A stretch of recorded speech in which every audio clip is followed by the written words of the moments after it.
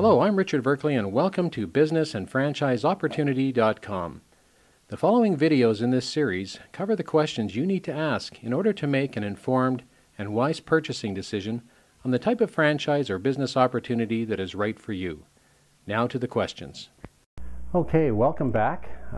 This next question in the series of videos we're doing comes from Joyce. And this is an excellent question.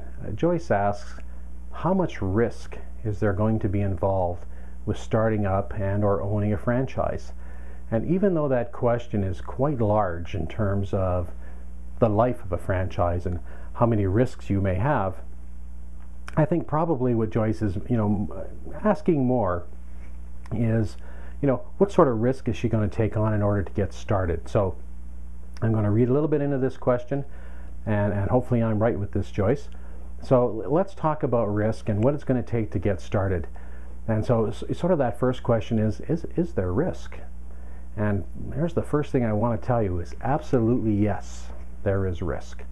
And I don't care how many people you've spoken to, or if you've spoken to a number of franchises at this point and they've attempted to paint the picture that there is no risk.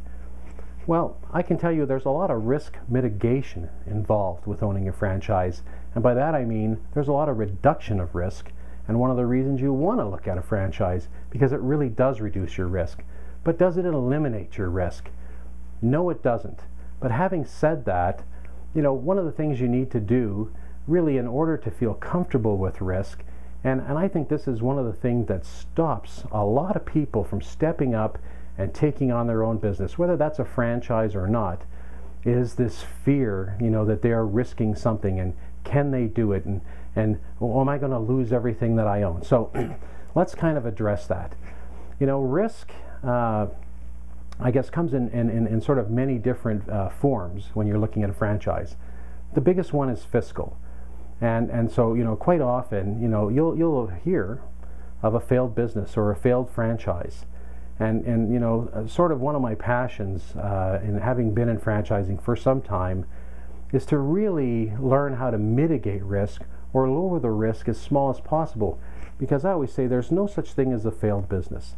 A failed business is really just a registered sheet of paper in some county office or a city office or a state office that says 1, 2, 3, 4 corporation, and if that business fails, that thing gets chucked, thrown away, and it's no longer in existence. So that's truly what a failed business is a registration that's no longer active. But what truly is a failed business is a failed life, is a failed family, it's divorce, it's loss of capital, it's huge stress. And so what we really want to do, certainly in my series of videos, is help people prevent themselves from taking risk that is too large, because they've stepped out too far, they've picked the wrong franchise, they've made the wrong choice. And the good news is you can really eliminate a lot of this risk by doing your due diligence and getting the information that's possible. So what I want to do is put risk in perspective, and how do you mitigate risk to the absolute smallest amount you can. The first way to do that is to do your research. You are going to hear this over and over again in the videos that I'm presenting, and it's always talking about making sure you get the information. But what information is that? Where do you get it? And each one of these videos is going to talk a little more and more about different areas that you need to research, different things that you need to look at. But the bottom line is you need to look and do the research. Second to that is you are going to take on some fiscal risk, and what you need to do and or understand prior to looking is how much fiscal risk you want to take on. And I kind of love to tell a little story here. When I first started out with one of my first franchises, it was quite large for the time. It was about a $500,000 investment, and I was one of the youngest guys to actually buy a franchise of this type at the time. And I grew it to 4 locations and got quite successful, and ended up traveling the world and opening stores in Russia and the UK, and doing some pretty wonderful things because I was involved with this business. Now, my next door neighbor, who really became a good friend of mine over the time, one day said to me, he said, I'm thinking of starting my own business. And I said, well, that's great. What are you thinking about? He was an engineer, and he was thinking about starting up his own engineering firm.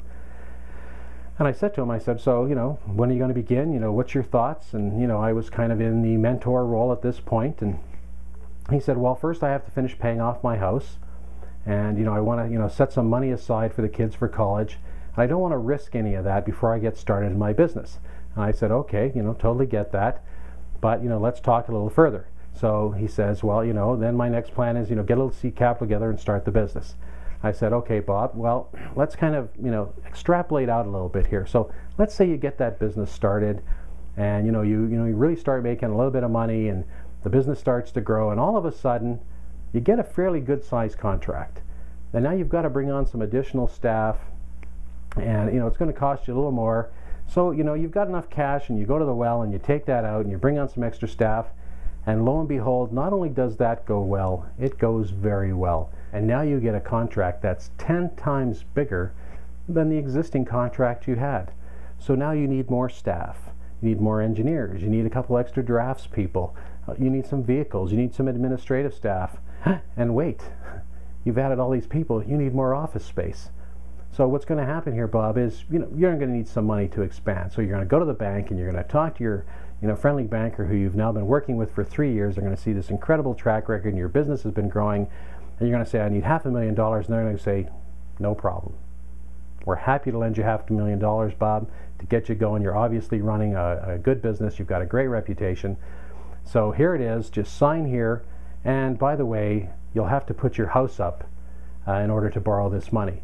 So if we remember back when we started talking to Bob, Bob's biggest concern was, he didn't want to put up his personal assets in order to get the business started, but he's going to face that at some point if this business grows rapidly. So, Bob, what I needed to tell Bob at that very moment was, even today, if this is where you're prepared and the maximum amount of money you're prepared to put up is, say, that $50,000 or $100,000 that you save, remember, that could, really restrict the business down the road where all of a sudden, you know it's working well. Are you going to be able to kind of mentally cross that barrier, have the confidence in yourself and say now, okay, well, you know what? I am going to put up the house. So some of the risks you're going to take are not the risks you're taking today, but the risks you'll be taking tomorrow. So you need to have a very good understanding of sort of your level of risk tolerance. Hello, this is Richard Berkeley. I'd like to thank you for watching my videos. If you're interested in purchasing a franchise and looking for additional information to help you make an informed purchasing decision, I'd like you to come to my website at www.businessandfranchiseopportunity.com. Thank you.